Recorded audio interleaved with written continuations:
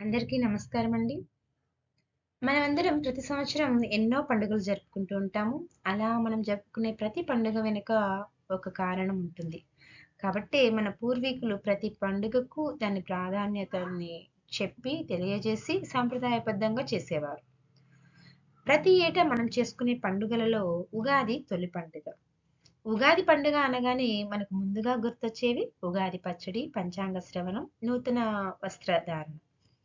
ఇవి ఉగాదికి ప్రత్యేకతలనమాట. అలాంటి ఈ పండుగలో ఉగాది ఎలా సెలబ్రేట్ చేసుకుంటారు? ఆచరణ విధానాలేంటి? పూర్వకాలంలో ఉగాది పచ్చడి ఎలా ప్రిపేర్ చేసేవాళ్ళు? సో, ద ఈ ఉగాది విశిష్టత గురించి పూర్తి వివరాలతో ఈ వీడియో చేశానండి. లాస్ట్ వరకు స్కిప్ చేయకుండా చూడండి. డీటెయిల్డ్ ఇన్ఫర్మేషన్ తెలుస్తుంది. సంవత్సరమంతా సంతోషంగా ఉండడానికి ఆది మొదలైన రోజు అనే అర్థం. కాబట్టి సంవత్సరాది ఉగాది అయింది. అంటే విష్ణువు, శివుడు అంటే శివకేశవులు ఇరువురు భక్త రక్షణ కార్యాన్ని ప్రారంభించడానికి మొదలైన రోజు కాబట్టే అది ఉగాది అయింది.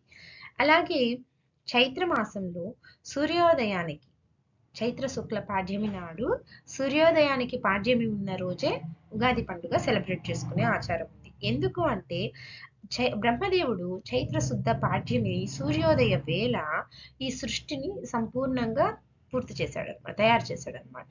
కాబట్టి చైత్ర శుద్ధ పాడ్యమి నాడు ఉపవాసం ఉండి బ్రహ్మను పూజించిన వారు సంవత్సరం అంతా సుఖంగా ఉంటారట. ఒకవేళ చైత్రం అధిక మాసంగా వచ్చినా కూడా అధిక మాసం ప్రారంభం నాడే ఉగాది జరుపుకోవాలి. అంతేకాని నిజ చైత్రంలో ఉగాది ప్రారంభం కాదట. కాబట్టి అన్ని పండుగల మాదిరిగా ఇతర వ్రతాలు, పండుగలు అలాంటివన్నీ ఏదో ఒక దేవతను ఉద్దేశించి చేస్తామన్నమాట.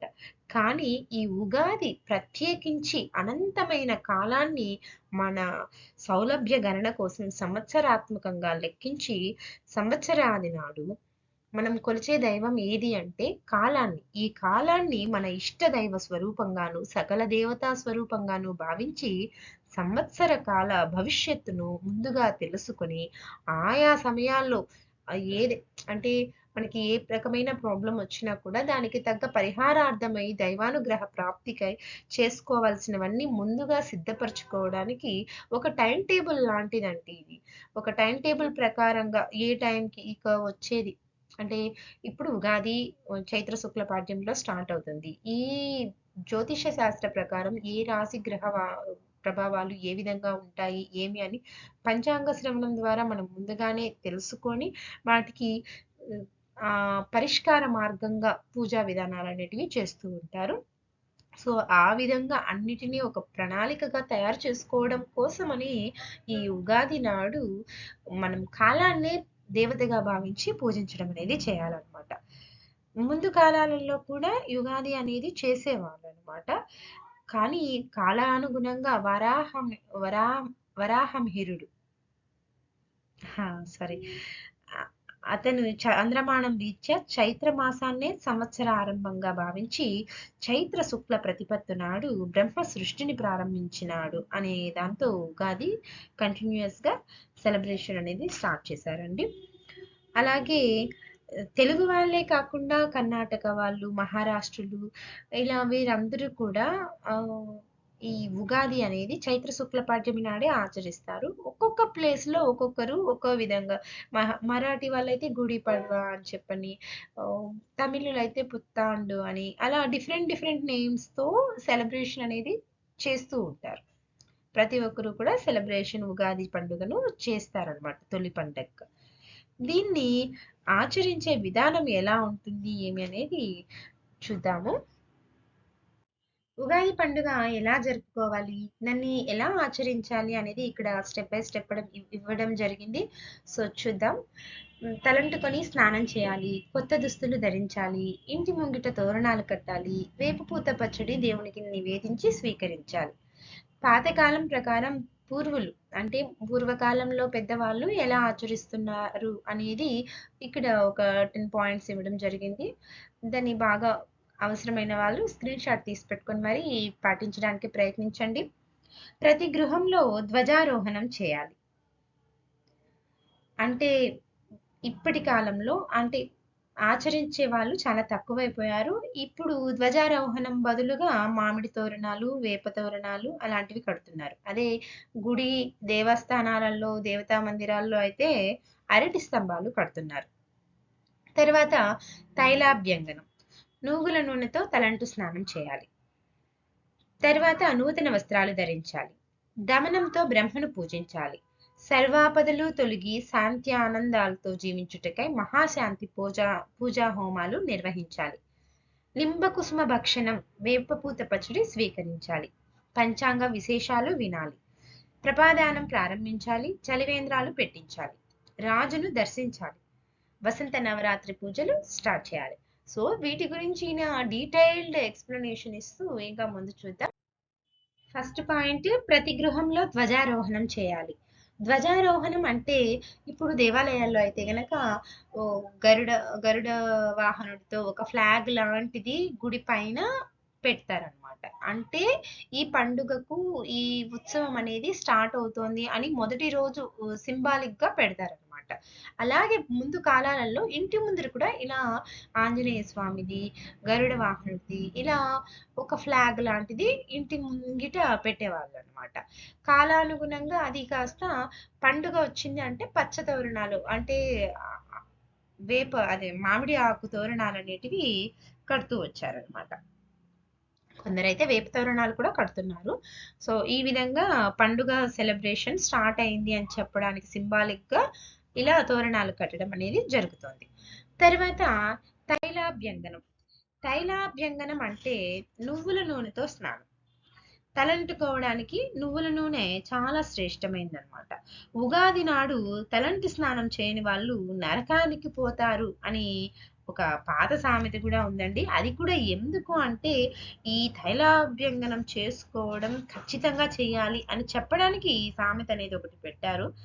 ఈ తలంటు స్నానం వల్ల ఈ బాడీలో ఉన్న హీట్ అనేది బయటికి తీస్తుంది అన్నమాట. నువ్వుల నూనె వాడడం వలన వాతాన్ని, చర్మ దోషాలని హరించి జీర్ణశక్తిని పెంచి దేహానికి పుష్టిని, బలాన్ని కలిగిస్తుంది. అలాగే ఈ చలికాలంలో బాగా సఫర్ అయి ఉంటారు కదండి. ఇంతవరకు చలికాలం ఉండి ఇప్పుడు ఈ మంచి ఎండల కాలం స్టార్ట్ అయి ఉంటుంది కదా. అలాంటి చలికాలంలో సూక్ష్మ క్రిములు ఎక్కువ ఉంటాయి కాబట్టి అవన్నీ నశించడానికి ఈ తైలాభ్యంగనం అనేది చేసుకోవడం వలన చాలా మంచిగా ఉంటుందంట. అలాగే జ్వరంతో ఉన్న వాళ్ళు, పిచ్చి పట్టిన వాళ్ళు, కొన్ని వ్యాధులు ఉంటాయి కదా, అలాంటి వాళ్ళు ఈ నువ్వుల నూనెతో మసాజ్ అనేది చేసుకోకూడదు. ఈ పండగకనే కాదు, ఏ శుభకార్యానికైనా కూడా తైలాభ్యంగనం అనేది విధిగా చేసేవాళ్ళు అనమాట. అలాగే ముఖ్యంగా ఈ తైలాభ్యంగనం చేసుకొని ఆ రోజు మర్రి, మామిడి, నేరేడు, మేడి చెట్టు ఆకులు, జువ్వి ఇలాంటి ఆకులన్నిటిని నీళ్ళల్లో నానబెట్టి అదే పొయ్యి దగ్గర పెట్టి బాగా మరిగించి ఆ నీటితో అభ్యంగన స్నానం చేసేది ఆచారంగా ఉండేదండి. ఇప్పటికీ చేసే వాళ్ళు ఉన్నారు పల్లెటూరి వైపు. కానీ ఇలా చేసుకుంటే గనక అది ఉగాది స్నానం అయినట్లు అవుతుందట. 5 రకాల ఆకులు వేసి బాగా మరిగించి ఆ నీటితో ఈ నువ్వుల నూనెతో మసాజ్ చేసుకున్న వాడికి స్నానం చేసుకోవాలన్నమాట. అలా చేయడం వలన కంటికి, మెదడుకి చాలా మంచి జరుగుతుంది. అలాగే ఈ పండుగ అనేది చాలా ప్రాచీనమైందండి. ఇప్పుడిప్పుడు అని కాదు కానీ ముందు కాలం నుండి కూడా దీన్ని ఆచారంగా పాటిస్తూ వచ్చేవాళ్ళు. దాదాపు భగవద్గీతకు ఎంత ప్రాచీనత ఉందో ఈ ఉగాది పండగకు కూడా అంతే ప్రాచీనత కలిగి ఉంది అని చెప్పబడుతుంది. తర్వాత నూతన వస్త్రాలు. పండుగ నాడు కొత్త బట్టలు ధరించడం అనేది మనిషికి మానసికంగా, శారీరకంగా ఉత్సాహాన్ని, ఆనందాన్ని తెచ్చిపెడుతుంది. కాబట్టి ఈ రోజు కొత్త బట్టలు ధరించడం అనేది ఆరోగ్యకరంగాను మరియు మనసుకు కూడా చాలా సంతోషాన్ని ఇస్తుంది. కాబట్టి ప్రతి ఒక్కరూ ఆ రోజున దరిద్రాన్ని, కష్టాలని మర్చిపోయి అందరితో సమానంగా ఆనందాన్ని పొందుతూ అలా కొత్త బట్టలు ధరించడం అనేది ఆనవాయితీగా వస్తుందండి. ఈ కొత్త బట్టలు ధరించడం, ఉగాది నాడు కొత్త బట్టలు ధరించడం అనేది సమానంగా, సుఖంగా ఉండము మరియు సమానత్వ భావన తెలియజేయడానికి ఒక ఉద్దేశంగా ఆ రోజు ధరిస్తారనమాట. తర్వాత బ్రహ్మదేవుణ్ణి పూజించడం. దమనంతో బ్రహ్మదేవుణ్ణి పూజించడం అని చెప్పాం. సంవత్సరాది నాడు ఎవరికి ఇష్టమైన దేవతలను వాళ్ళు పూజిస్తారండి. ప్రత్యేకించి ఫలానా దేవతని పూజించండి అని ఏమీ లేదు. కొందరు లక్ష్మీదేవిని, కొందరు శివపార్వతులు, కొందరు విష్ణుమూర్తిని ఇలా రకరకాలు చేస్తారు. మనకైతే మన వైపు వెంకటేశ్వర స్వామికి అసలు ఉగాది ఆస్థానం అని చెప్పని వేంచేపు చేస్తారు స్వామివారిని. ఇలాంటి కార్యాలని ఊళ్ళో బాగా సెలబ్రేషన్ ఉంటదండి. సో అట్లా మన సైడ్ ఆంధ్ర తెలంగాణ సైడ్ అయితే గన శ్రీవారిని పూజించే వాళ్ళకైతే ఉగాది ఆస్థానానికి ప్రత్యేకించి వెళ్ళి చూసుకొచ్చేటివి కూడా జరుగుతూ ఉంటాయి. ఆ విధంగా ఎవరి ఇష్టానుసారం వాళ్ళు చేస్తారు. కానీ చాలా వరకు ఉగాది నాడు దవనంతో బ్రహ్మదేవుణ్ణి పూజిస్తారు. ఆ విధంగా చేయడం వలన దైవానుగ్రహం పుష్కలంగా ఉండి ఏ కార్యమైనా విజయవంతంగా నిర్వహించగలము అనే ధైర్యము, మనోబలము, ఆత్మవిశ్వాసం అనేది కలుగుతుందన్నమాట. తర్వాత హోమాలు, శాంతి హోమాలు ఏమన్నా ఉన్నా అవి చేస్తారనమాట. కొందరు ఇప్పుడని కాదు, ఫ్రెష్‌గా ఈ ఇయర్ స్టార్ట్ అవుతుందని కాదు. లాస్ట్ ఇయర్ అంతకుముందు ఎన్నెన్నో ప్రాబ్లమ్స్ ఫేస్ చేసి ఉంటారు. వాళ్ళు కొన్ని శాంతి పూజలు అలాంటివి చేసుకుంటే మంచి జరుగుతుంది అని చెప్పని కొందరు హోమ పూజలు ఇలాంటివి ఉగాది నాడే ఇళ్లల్లో చేసుకుంటూ ఉంటారండి. అలా చేయడం వలన ఏమన్నా దిష్టి దోషాలు, గ్రహ దోషాలు అలాంటివి ఉంటే తొలగిపోయి ఇంటికి శాంతి కలగాలి, ఇంట్లో మనుషులకి మనశ్శాంతి, ఆరోగ్యము కలగాలి అనే ఉద్దేశంతో ఇలా శాంతి హోమాలనేటివి చేస్తారనమాట. తర్వాత వేపపూత పచ్చడి. పూర్వకాలంలో వేపపూత పచ్చడి ఎలా చేసేవారు అనేది చెప్పుకుందామన్నాను కదా! దాన్నే నింబ కుసుమ భక్షణం సేవించాలి అంటారు.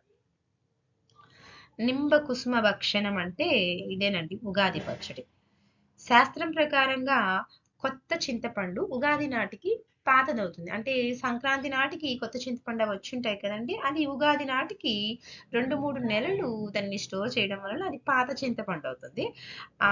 ఆ కొత్త చింతపండుని ఆ రోజుటి నుండి వాడకం స్టార్ట్ చేస్తారనమాట ఉగాది నుండి. ఆ చింతపండుని తెచ్చి నీటితో బాగా పిసికి గింజలు, ఉట్లు, తొక్కలు అలాంటివి ఏవి లేకుండా తీసేసి దాన్ని చిక్కటి గుజ్జులాగా తయారు చేసుకుంటారు. అందులోనే వేప పుల్లల అంటే వాటిల్లో కూడా కాడలు, పుల్లలు ఇలాంటివి లేకుండా వేప పూలు మాత్రమే అందులో వేస్తారు. వేసి కొద్దిగా బెల్లం వేస్తారు. అవి ఆ విధంగా చింతపండు గుజ్జులో వేప పూలు, బెల్లము వేసి నెయ్యి కూడా వేస్తారండి. నెయ్యి వేసి కలియబెట్టి దేవుడికి నివేదించి ఉదయాన్నే పరగడుపున తీసుకుంటారనమాట. ఈ వేప పూతను స్వీకరించడం వలన నూరేండ్ల ఆయుష్షు, వజ్ర సమానమైన దేహము, సర్వ సంపదలు చేకూరి సంవత్సరమంతా సుఖంగా ఉంటారు అంటారు. కొందరైతే గనక ఉగాది నాడు మొదలుపెట్టిన వారు శ్రీరామనవమి వరకు ప్రతిరోజు కూడా ఉగాది పచ్చడి చేసుకొని తింటూ ఉంటారండి. అలాని చింతపండు గానీ, ఏవి కూడా గానీ టేస్ట్ బావుంది కదని ఏది హెవీగా తీసుకోకూడదండి. కానీ రోజులో కొద్దిగా పొద్దున్నే తీసుకోవడం మంచిదనమాట. ఎందుకు అంటే, ఈ కొత్త చింతపండు బెల్లంలో కొత్త బెల్లము వీటిల్లో ఉండే దోషాల తీవ్రత ఉగాది రోజుటికి తగ్గి, అవి ఆరోగ్యప్రదాయాలై రుచి, శుచి కలిగి ఉంటాయని పాతకాలం వాళ్ళు నిర్ణయించి ఈ విధంగా చేస్తారనమాట. ఇంకా ఇప్పటి కాలంలో అయితే గనక ఈ వేపపూత గుజ్జుతో పని లేకుండా, శాస్త్రాలతో, పాతకాలం పద్ధతులతో పని లేకుండా రకరకాల మామిడికాయ ముక్కలేస్తారు, కారమేస్తారు, పచ్చిమిర్చేస్తారు, ఇంకా చెరుకు ముక్కలు, అరటి పండ్లు, తేనె, ఉప్పు. బాపట్ల ఉగాది పచ్చడి అయితే గన ఫేమస్ అండి. సో వాళ్ళైతే గన ఇవన్నీ కూడా మిక్స్ చేస్తూ ఉంటారు. కొందరు మిరియాల పొడి, పచ్చిమిర్చి ముక్కలు ఇలాంటి మసాలా దినుసులు లాంటివి కూడా వాడేస్తున్నారండి. ఇలాంటివేవీ లేకుండా ఉగాది పచ్చడి చేసుకునేవారనమాట ముందు కాలాలలో.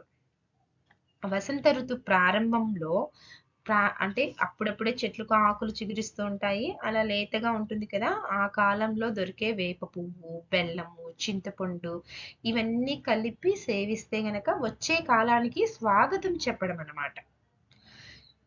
ఈ చేదు రసం ఉండే వేప పువ్వు తీసుకోవడం వల్ల తీయని నోట పండగ పూట చేదు తినడం అంటే చేదు తీసుకుంటున్నామే అనే ఫీలింగ్ మనకొచ్చినా కూడా, రాబోయే కాలంలో ఈ చేదు వస్తువుతో పాటు తీపు, పులుపు అన్నీ కలిపి కాలం అనేది త్రిగుణాత్మక కష్ట సుఖాలను వాటి అన్నిటిని భరించే శక్తికి, వాటినన్నిటిని భరించడానికి మేము సిద్ధంగా ఉన్నాము అని తెలియజేస్తూ, ఏ కాలానికి ఏది వచ్చినా సంతోషంగా స్వీకరించి అనుభవిస్తాం అని ఒక గట్టి శపథం చేస్తామనుకోండి. ఆ టైప్‌లో ఈ పచ్చడిని ఆ విధంగా మనసులో భావన తీసుకొని రాబోవు కాలంలో కష్ట సుఖాలన్నిటిని కూడా భరించే శక్తి మాకు ప్రసాదించండి అని కోరుకుంటూ ఈ విధంగా ఉగాది పచ్చడి సేవించడం అనేది జరుగుతుంది. ఉగాది పచ్చడి సేవించే టైంలో కూడా ఒక శ్లోకం చెప్పుకునేది ఉంటుందండి. అది నెక్స్ట్ ఫర్దర్ వీడియోలో చేస్తాను ఒకటి. అది షార్ట్ రూపంలో ఇస్తాను. తర్వాత ఇవన్నీ అయినాక పంచాంగ శ్రవణం అండి. అంటే ఈ ఉగాది పచ్చడి, దేవుని పూజ చేసుకోవడం ఇదంతా అయిపోయిన తర్వాత పంచాంగ శ్రవణం అనేది చేస్తూ ఉంటారు. ఉగాది నాడు ఆచరించే వాటిల్లో ముఖ్యమైనదనమాట. ఎందుకు ఇది ఇంత ముఖ్యమైనది అంటే, ఉగాది నాడు పంచాంగాన్ని మహావిష్ణువు స్వరూపంగా భావిస్తారనమాట. దీన్ని సాయంత్రం పూట పంచాంగ శ్రవణం చేసేవాళ్ళు. ఇప్పటి కాలాలలో పొద్దున్నే 10వ గంటకు, 12వ గంటకే కూడా పంచాంగాలు చెప్పేస్తూ ఉన్నారు. అది కూడా ఏమంటే తిథి, వార, నక్షత్ర, యోగ కరణాలన్నిటిని 5 అంగాలు కలిగింది కాబట్టే పంచాంగం అంటారనమాట. ఈ తిథివార నక్షత్ర యోగ కరణాలని ఎవరెవరు ఏ ఏ రకాలుగా పాటిస్తూ ఉంటారు అంటే చెప్తాను చూడండి. సంపద కోరేవాడు తిథి విషయంలో జాగ్రత్తగా ఉండాలట. అలాగే దీర్ఘాయువు కోరేవాడు వారం విషయంలో జాగ్రత్త పడాలి. పాప విముక్తి కోరేవాడు నక్షత్ర విషయాల్లో జాగ్రత్తలు తీసుకుంటూ చేయాలి. రోగ విముక్తి కోరుకునేవాడు ఏ యోగము ఏ విధంగా ఉంటుంది అని యోగ విషయంలో జాగ్రత్త వ్యవహరించాలి. ఏదైనా ఒక పని చేయాలి, సాధించాలి అనుకునేవాడు కార్యసిద్ధి కోరుకునేవాడు కరణం విషయంలో జాగ్రత్త తీసుకోవాలి. అంటే ఏ పని చేసినా కూడా ఈ పంచాంగ శుద్ధి అనేది చూసుకోవాలన్నమాట. అలా తిథివార నక్షత్ర యోగ కరణాలు చూసుకొని అనుకూలాన్ని బట్టి వాటిని తెలుసుకొని వాటికి తదనుగుణంగా మనం ప్రవర్తిస్తే గన ఏ కార్యం అందైనా ఏ పని అందైనా విజయాన్ని పొందుతారు, జీవితం సుఖ సంతోషాలతో వర్ధిల్లుతుంది అని చెప్పడానికి ఈ పంచాంగ విజ్ఞానం అనేది కూడా చాలా అవసరం. ప్రతి ఒక్కరూ కూడా పంచాంగం పెట్టుకొని చదవాలి, చూడాలి అనేది లేకపోయినా ఆ రోజు పంచాంగ అంటే శ్రవణం అనేది చాలా ముఖ్యమైనది అనమాట. ఆల్రెడీ చెప్పాను కదండి, పంచాంగ శ్రవణం చేయడం వలన రాబో కాలంలో జరగబోయే అంటే శుభాలు ఉండొచ్చు, అశుభం ఉండొచ్చు, ఎగుడు దిగుడు పరిస్థితులు ఉండొచ్చు. ఇటువంటి కష్ట సుఖాలను అన్నిటినీ ఒక టైం టేబుల్ ప్రకారంగా మనం తెలుసుకొని ఏ టైంకి ఏది చేయాలి, ఎలా చేయాలి అని జాగ్రత్త పరచడం కోసం అనేది ఈ పంచాంగ శ్రవణం ఖచ్చితంగా ఆ రోజు విని తీరాల్సిందే అనమాట. దానివల్ల ఏమంటే మన చేసే పని మీద మన గమ్యం మనకు ఒకటి ఉంటుంది కదండి, ఒక లక్ష్యం. దాన్ని ఒక సుఖతరంగా సులభతరంగా చేసుకోవడానికి దాంట్లో ముందడుగు వేయడానికి మనకు పంచాంగ శ్రవణం బాగా హెల్ప్ అవుతుంది. అన్ని కులాల వారికి, అన్ని వర్గాల వారికి, ఏ మతము సంబంధం ఏం లేదండి. ప్రతి ఒక్కరికి, ప్రతి దేశానికి ఈ పంచాంగం అనేది ఉండటం వలన ఎంతో ముందు చూపుతో ప్రవర్తించి వాటి విధి విధానాలను ముందుగా తెలుసుకొని కాలానికి తగ్గట్టుగా కొంచెం ముందు హుషారుపడి వెళ్తారనమాట. తర్వాత చలివేంద్రాలు ఏర్పాటు చేయాలి. శక్తి కొద్దీ కొందరు ఆ రోజు ఉగాది రోజైనా కనీసం శ్రీరామనవమి రోజైనా శక్తి కొద్దీ పండుగల పూటైనా కూడా కనీసం పక్కన వాళ్ళకి సాయం చేయాలి. మనకి ఎంత ఉంది, ఏమీ లేదనుకోండి, మంచి నీళ్ళు ఏర్పాటు చేయడం అయినా కూడా చేయాలన్నమాట. మజ్జిగ వేసి చేస్తూ ఉంటారు, వచ్చే వాళ్ళకి అందరికీ పంచుతూ ఉంటారు. లేని వాళ్ళు కనీసం వాటర్ అన్నా అందించే అంత విధంగా పెట్టండి. అడిగిన వారికైనా చేయగలగాల అంతన్నా ఉంచుకోవాలి. నేను చలివేంద్రాలు ఏర్పాటు చేయమని చెప్పను కానీ కనీసం నీళ్లు అడిగిన వారికైనా ఇవ్వగలిగే అంత చేయడం అనేది చాలా ముఖ్యమైన పని అని చెప్తున్నానండి. తర్వాత ఉన్నతాధికారులను దర్శించాలి అన్నాను. అంటే జనవరి 1కు వెళ్తారు, పెద్దవాళ్ళంతా రాజకీయ నాయకులను కలవడము ఇవంతా చేస్తూ ఉంటారండి. కానీ ఇక్కడ ఉన్నతాధికారులు అంటే పెద్దవాళ్ళు. ఆ విధంగా పోయి రాజును ముందు కాలంలో వెళ్లి రాజుని దర్శించేవాళ్ళు. ఉగాది నాడు రాజుని దర్శనం చేసుకోవాలని చెప్పని ఊర్లో అంతా మొత్తం దేశమంతా ప్రజలు అక్కడ అసెంబ్ల్ అయ్యేవాళ్ళనమాట. ఇప్పట్లో ఆ రాజుని దర్శించే అంత ఇది మనకు ఉందో లేదో కానీ ప్రస్తుతానికైతే మన ఇంట పెద్దవాళ్ళ దగ్గర ఆశీర్వాదం తీసుకునే అంత టైం అన్నా మనం కేటాయించుకొని తీసుకోవాలన్నమాట. ప్రతినిత్యం తీసుకున్నా తప్పులేదు. కానీ కనీసం పండగ పూటైనా కూడా చేయడానికి ప్రయత్నించండి. పెద్దల దగ్గర, తల్లిదండ్రుల దగ్గర ఆశీర్వాదం అనేది ఆ రోజు చాలా ముఖ్యమైనది. వాళ్ళ దీవెనల వల్ల ఏది అందునైనా కూడా గానీ సక్సెస్‌ఫుల్‌గా ఉంటారనమాట. అలాగే ఇవన్నీ పూర్తయిన తర్వాత చైత్ర మాస శుక్ల పాడ్యమి మొదలైన ఆ రోజు ఉగాది స్టార్ట్ అయిన తర్వాత ఆ రోజు నుండి వసంత నవరాత్రులు వసంత కాలంలో నవరాత్రులు అనేటివి 9 రోజులు శ్రీరామనవమి వరకు కూడా ఈ పండుగలన్నిటివి అదే నవరాత్రి ఉత్సవాలన్నిటివి చేస్తారండి. ఇప్పుడు ఉగాదికి చేసే ఉత్సవాలు ఒక తీరైతే గనక ఈ శ్రీరామ నవమి ఉత్సవాలనేవి తర్వాత 9 రోజులు నిర్వహిస్తారనమాట. ఇప్పుడు ఉగాది నుండి శ్రీరామనవమి దాకా జనన జయంతులు అంటే శ్రీరామనవమి నుండి 9 రోజులు శ్రీరామోత్సవాలని గర్భ జయంతులని చేస్తారనమాట. ఈ విధంగా అంటే పాతకాలం పద్ధతుల్లో అలా సంబోధించేవాళ్ళు. సో ఈ వసంత నవరాత్రులు కూడా ఆ రోజు నుండి స్టార్ట్ చేస్తారు. ఈ వీడియో కనుక మీకు హెల్ప్ అయింది అనుకుంటే లైక్ చేయండి. మరిన్ని వీడియోస్ కోసం మన ఛానల్ని తప్పకుండా సబ్స్క్రైబ్ చేసుకోండి. ఇది త్వరలో ఉగాది పంచాంగం ఉగాది నాడు పచ్చడి తీసుకునేటప్పుడు పఠించాల్సిన మంత్రం ఏంటి, శ్లోకం ఏంటి అనేది చెప్తూ మరొక వీడియోతో మీ ముందుంటాను. Thank you so much.